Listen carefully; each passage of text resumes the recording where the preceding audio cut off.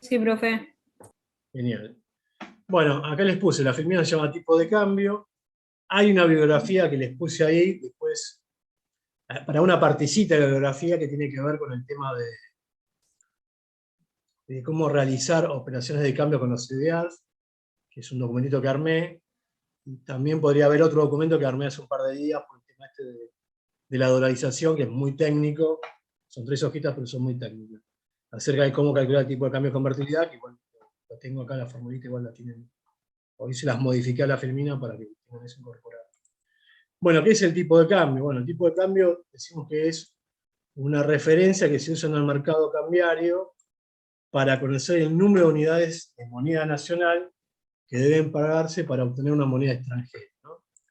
O similarmente, el número de unidades de moneda nacional que se obtienen al vender una unidad de moneda extranjera. El tipo de cambio y la inflación. Bueno, hay una relación interesante que se llama tipo de cambio real, no sé si lo vieron con Hugo, les comentó, que el tipo de cambio real, al igual que la tasa de interés real o cualquier variable real, lo que hace es descontar la inflación, ¿no? Ustedes ya deberían tener claro de introducción a la economía que para medir cualquier variable económica, uno antes, para medir cuánto creció, lo que debe hacer es quitarle la inflación, ¿no? ¿Por qué? Porque si no tenemos un valor sucio, un valor espurio que se llama, ¿no? Por ejemplo, si yo veo que una empresa el año pasado, en diciembre del 2020, facturaba 100 millones de pesos, y en diciembre del 2021 factura 120 millones de pesos, eso no quiere decir que el gerente de esa empresa sea un buen gerente, porque lo que se incrementó, la venta, seguramente fue producto de inflación, ¿no? Entonces lo que tendría que hacer para hacer un buen análisis es descontarle a ese monto la inflación y ver si hubo o no un crecimiento, ¿no? Y ahí hablamos de variables en términos reales, es decir, descontada de la inflación. Bueno, con el tipo de cambio pasa exactamente lo mismo, ¿no? Sobre todo cuando nosotros queremos comparar distintos tipos de cambio, lo que tenemos que hacer es tener en cuenta tanto la inflación de la moneda doméstica, en nuestro caso el peso argentino, y también la inflación de la moneda con la cual la queremos comparar, ¿no? Entonces, esa ecuación de tipo de cambio real sería lo que ustedes tienen ahí en pantalla, ¿no? Que es el tipo de cambio nominal, en este caso el tipo de cambio dólar-peso, ¿no? El problema que tenemos ahí es que tenemos varios tipos de cambios nominales, multiplicado por el índice de precios del país extranjero con el cual queremos comparar, que por lo general es Estados Unidos. Entonces, por lo general ahí ponemos el IPC de la canasta básica de Estados Unidos, dividido el índice de precios del país donde estamos, ¿no? O sea, en este caso, el IPC de la Argentina. Bueno, eso nos permite obtener lo que se llama el tipo de cambio real, y de alguna manera para los economistas es como el corazoncito de la economía, ¿no? Vemos cómo va ese tipo de cambio y sabemos si en algún momento se va a venir un ajuste devaluatorio para tratar de hacer la economía más competitiva, o por el contrario, ¿no? El gobierno va a hacer algún tipo de corrección.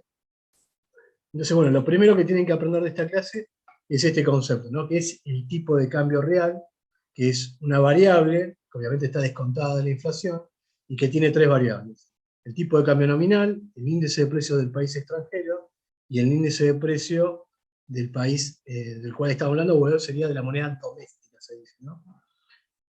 Bueno, ¿qué es importante? ¿Cuándo crece el tipo de cambio real? Y bueno, fíjense en el numerador que tiene el tipo de cambio nominal y el índice de precios de Estados Unidos, ¿no?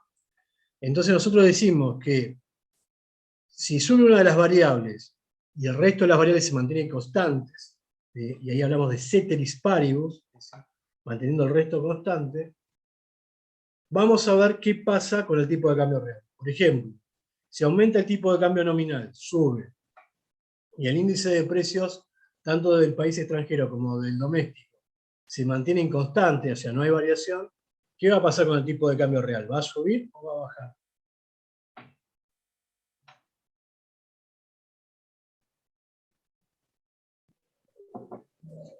Da igual, ¿no? Si suben los dos. No, dije que se mantienen constantes. Los índices de precios se mantienen constantes. Si sube el tipo de cambio nominal, ¿qué va a pasar según esa ecuación con el tipo de cambio real?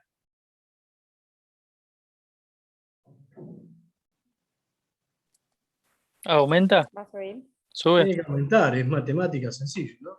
Si aumenta el tipo de cambio nominal y el resto se mantiene constante, va a aumentar el tipo de cambio real, ¿no? Entonces vamos a ir viendo una a una de esas variables, ¿no? Acá lo tienen. Bueno, un aumento del tipo de cambio nominal, manteniendo el resto de las variables constantes, me aumenta el tipo de cambio real, es decir, el tipo de cambio real es más competitivo, el país está más barato.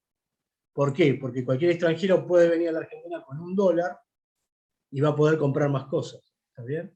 Por eso decimos que es competitivo. Y si lo miramos desde el punto de vista del peso, obviamente que el peso se está depreciando, ¿no? ¿Por qué? Porque necesitas más pesos para comprar $1, ¿no? ¿Entienden la idea cuál sería?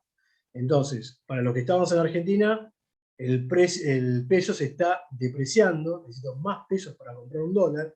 Y cuidado con esto, porque uno tiende a pensar que como el tipo de cambio nominal aumenta y el tipo de cambio real aumenta, uno se engaña y dice se está apreciando, ¿no? En realidad se está depreciando el peso.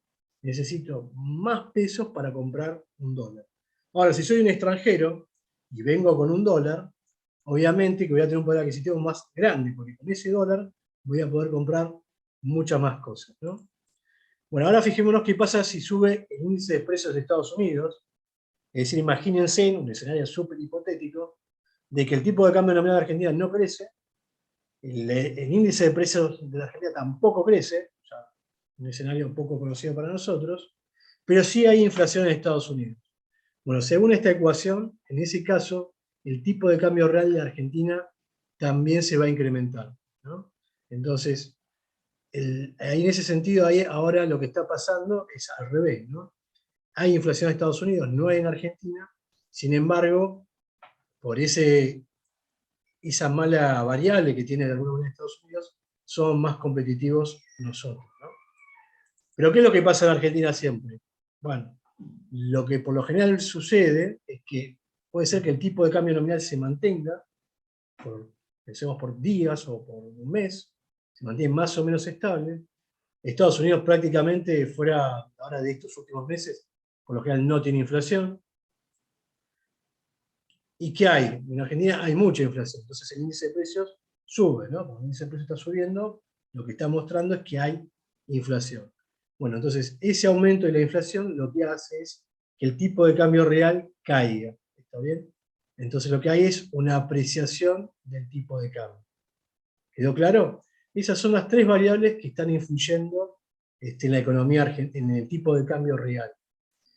¿Cuál es la secuencia en Argentina? Bueno, que hay inflación, el tipo de cambio real cae, eso hace que la economía de alguna manera sea menos competitiva, o sea, hay menos empresas que tengan la posibilidad de exportar, y como la economía se para de alguna manera, en algún momento, lo que hay es un aumento del tipo de cambio nominal, o bien se ajusta el tipo de cambio nominal por la propia inflación, ¿está bien? Entonces hay como todo un ciclo, donde lo que vamos teniendo es inflación, aumento del tipo de cambio, inflación, aumento del tipo de cambio, y a veces el tipo de cambio nominal sube mucho, y a veces hay mucha inflación y lo aprecia demasiado al tipo de cambio real, ¿está bien? Entonces los dos efectos que estarían pasando, de alguna manera, son el primero y este último que le mostré. Aumentos del tipo de cambio y aumentos de inflación. Ambos van jugando en el tipo de cambio real de la Argentina. ¿Está bien? ¿Se entendió más o menos? Sí, profe. Bueno, tipos de cambio en la Argentina. Bueno, ahora yo les puse algunos acá, si uno se acuerda de algún otro, me lo dice. Tenemos tipo de cambio mayorista, ¿no?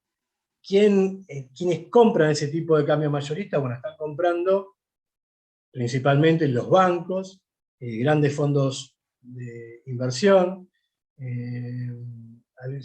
lo que son fondos de pensiones también, en este caso en Argentina el Fondo de Garantía de Sustentabilidad, que es uno que tenemos.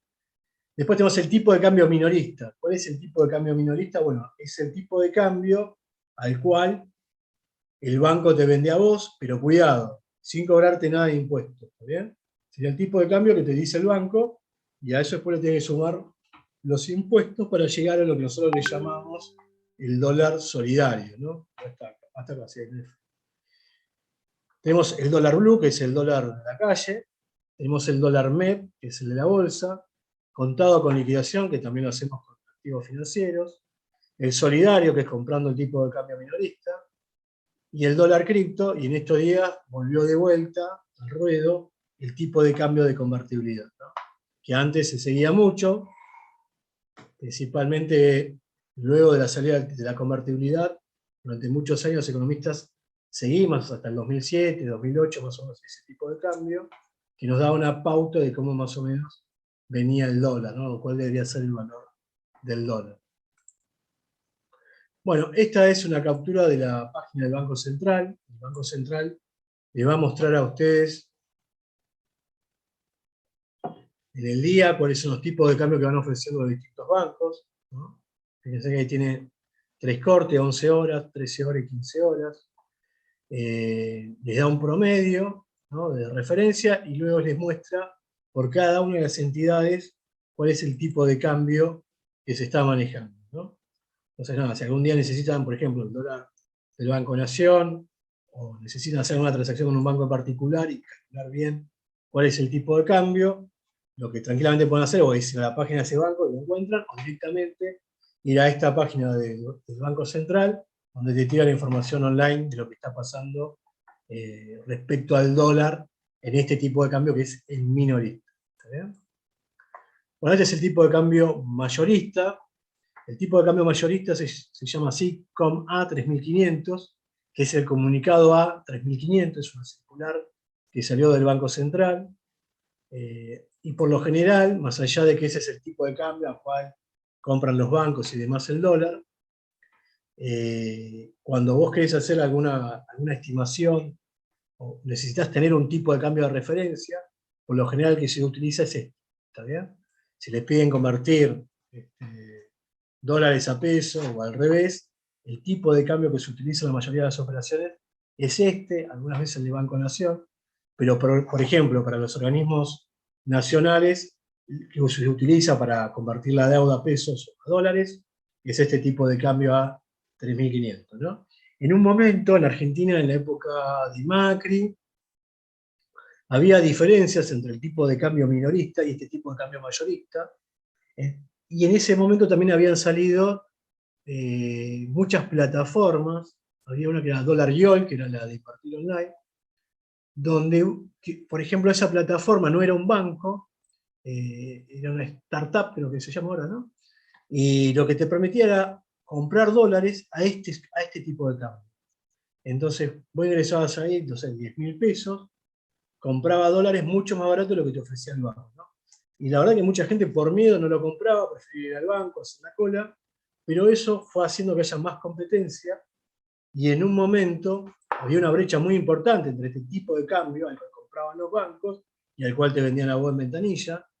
Al entrar estas nuevas plataformas, lo que hicieron fue ir achicando, porque los bancos tenían que competir con esas plataformas, se fue achicando esas brechas y hoy prácticamente creo que es muy cerquita, ¿no? Lo miren estos días, pero no hay mucha diferencia, ¿está bien? De hecho, esas plataformas también fueron desapareciendo, y por ahí lo que empezó a ver fue más volumen de comprar en el mercado financiero, ¿no? De hacerse dólares en el mercado financiero. Esto es importante, que ustedes también vayan viendo, vayan aprendiendo, porque primero se van a recibir de profesionales de ciencias económicas. Segundo, porque yo veo como economista que muchas veces la gente corre a la cueva a conseguir dólares porque tiene miedo al peso argentino. Eso es bárbaro, está muy bien, pero tiene un riesgo muy alto. Primero, ustedes saben, andar con plata en la calle. En un momento en medio de la pandemia también conozco gente que iba, y la verdad que no era lo más saludable. Y también muchas veces compran a un precio extremadamente caro. Entonces, si no lo hacen, empiecen a chusmear en esas plataformas, ahora en los que vamos a ir viendo, porque la verdad que el precio de algo es importante, y la seguridad también. Y entonces ir a una cueva donde no sabes quién te vende, o quién la está cuidando, o lugares que son muy riesgosos, la verdad que no tiene mucho sentido, ¿no? Sobre todo si están haciendo transacciones con plata de un negocio. Si alguien quiere esconder algo ilícito, bueno, esa es otra cuestión. Pero desde el punto de vista de lo que nosotros vemos acá, desde la universidad, y mirá, todas las transacciones económicas, la verdad que hoy están todas registradas. Les gusten o no, están, en algún lado quedan. Entonces es conveniente que empiecen a usar algunos instrumentos que son mucho más seguros y económicos.